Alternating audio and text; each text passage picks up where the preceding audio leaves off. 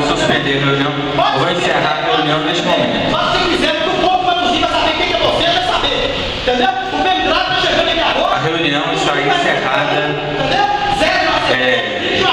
São as pessoas que podem. A reunião está encerrada. O vereador Zé Adilson de Carvalho fará as suas considerações e outra na próxima reunião.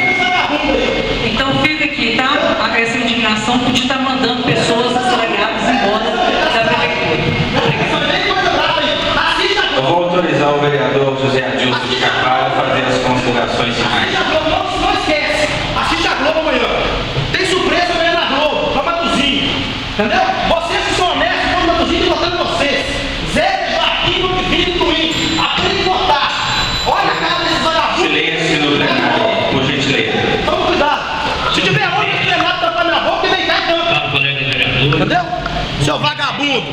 Seu safado. Eu gostaria de compartilhar com as palavras da vereadora dele. E vem vocês aí, tá? Aguarda. Gostaria também Sim, de vagabundo.